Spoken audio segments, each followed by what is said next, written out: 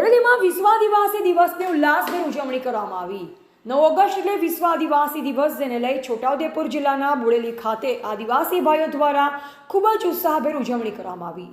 બોડેલી અલીપુરા 4 રસ્તા પાસે ભગવાન બિરસા મુંડાની મૂર્તિની સ્થાપના પણ કરવામાં આવી અને ફૂલહાર પહેરાવી તેઓનું અભિવાદન કરવામાં આવ્યું। આદિવાસી બહુમૂલ્ય વસ્તી ધરાવતા છોટાઉદેપુર જિલ્લામાં વિશ્વ આદિવાસી દિવસની ઉજવણી કોમી એકતા સાથે ધૂમધામથી કરવામાં આવી। આદિવાસી સમાજ દ્વારા બોડેલી નગરમાં ભવ્ય રેલીનું આયોજન કરવામાં આવ્યું, જેમાં આદિવાસી વેશભૂષા ધારણ કરી આદિવાસી લોકો ટીમલીના તાલે ઝૂમી ઉઠ્યા। આમ બોડેલી નગરમાં વિશ્વ આદિવાસી દિવસની ધામધૂમથી ઉજવણી કરવામાં આવી હતી અને સમગ્ર નગરમાં એક જ ચાલે આદિવાસી ચાલેના ટીમલી ગીત સાથે રેલી કાઢવામાં આવી હતી। આ રેલીમાં કોમી એકતાના સ્વરૂપે મુસ્લિમ ભાઈઓ દ્વારા પણ રેલીનું સ્વાગત બુકે આપી કરવામાં આવ્યું અને ઠંડા પીણાનું આયોજન કરવામાં આવ્યું। ટીવી18 ન્યૂઝ નેટવર્ક સાથે રિપોર્ટર ઝહીર સૈયદ, બોડેલી, છોટાઉદેપુર। આજના પવિત્ર દિવસે આખા વિશ્વમાં જ્યારે વિશ્વ આદિવાસી દિવસ ઉજવાઈ રહ્યો છે, ત્યારે બોડેલી માટે આજનો દિવસ ખૂબ જ ઐતિહાસિક છે।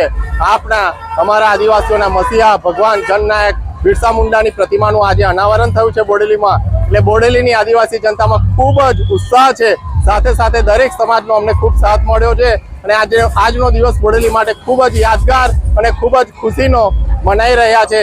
જય જોહાર, જય આદિવાસી।